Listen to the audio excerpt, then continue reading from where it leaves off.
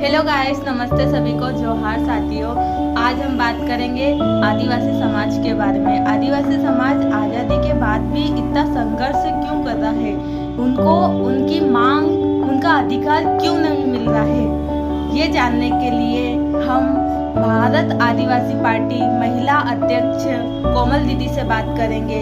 ये समाज को लेके बहुत चर्चा में है, समाज से बहुत दिनों से जुड़े हुए हैं। तो आज हम कोमल दीदी से बात करेंगे। कोमल दीदी, आप बताइए।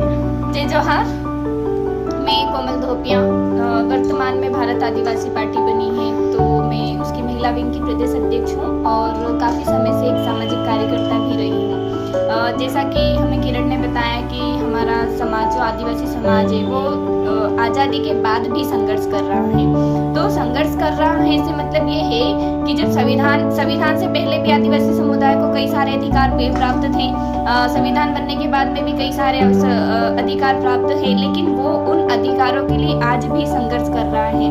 हमारा आदिवासी समुदाय आज भी अपने अधिकारों से वंचित है। आज भी हमारे जो उनके अधिकार हैं या जो भी उनकी जल जंगल जमीन रही है, आज भी उनको उन पर पूरा अधिकार नहीं मिल पाया है, या अधिकार है भी तो उनसे छीना जा रहा है।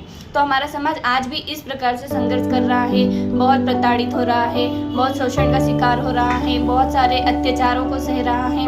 तो इन सभी को लेकर के आज हमारे वर्तमान स्थिति में कई सारे आदिवासी समुदाय के, आदिवासी समाज के संगठन बने हुए हैं। अलग अलग संगठन हैं, अलग अलग क्षेत्र के हिसाब से वो सभी संघर्ष कर रहे हैं। उनमें कई सारे सामाजिक बड़े नेता भी हैं जो कि समय समय पर मुद्दों को उठाते रहते हैं। बहुत सारी ऐसी चीज़ें आती है हमारे सामने कि कभी यहाँ ऐसा हो गया है, वहाँ वैसा हो गया है। तो आखिर आदिवासी समुदाय के साथ में ही क्यों इतने सारे घटनाक्रम हो रहे हैं, उन्हीं के साथ में क्यों ये सारी घटनाएं घट रही हैं। तो कहीं ना कहीं हमको इन चीज़ों को समझना होगा, इन चीज़ों के प्रति जागरूक होना होगा, और आखिर ऐसी क्या कमियां रही हैं, ये क्या ऐसी परिस्थितियां रही है जिससे कि आज भी हमारा समाज हमारे अधिकारों से दूर है और उन्हें संवैधानिक अधिकार नहीं मिल पा रहे हैं, कानूनी अधिकारों का लाभ नहीं मिल पा रहा है। जैसे हम अगर कानूनी अधिकारों की बात करें तो कानूनी अधिकार में ये है कि हमारे ही लोग क्यों क्रिमिनल में इतने ज़्यादा फंसते जा रहे हैं, क्यों उन्हें ही क्रिमिनल बनाया जा रहा है, क्यों उन्हें न्याय नहीं मिल पा रहा है। तो ऐसी कई सारी समस्याएं हमारे समाज के साथ में, हमारे लोग जहाँ रहते हैं, गाँव में रहते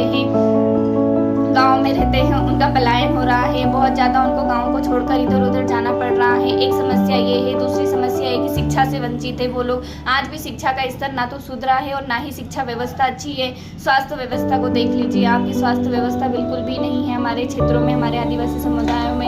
और ऐसी कई सारी समस्याएं हैं जो कि जिनका सामना हम कर रहे हैं। इनसे लड़ने के लिए हम सभी को एक साथ आगे आना होगा, एकजुट रहना होगा, और इस संघर्ष में हमें भी भागीदार बनना होगा।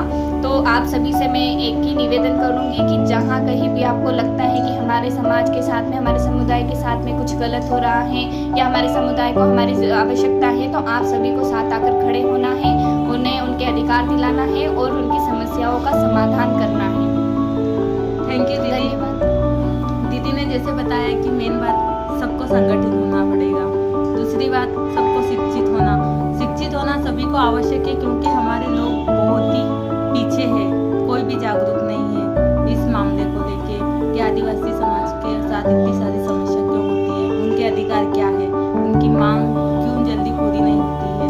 उसके लिए अधिक जानकारी के लिए कोमल धोपिया दीदी का चैनल सब्सक्राइब कीजिए, साथ में मेरा चैनल भी लाइक कीजिए, सब्सक्राइब कीजिए।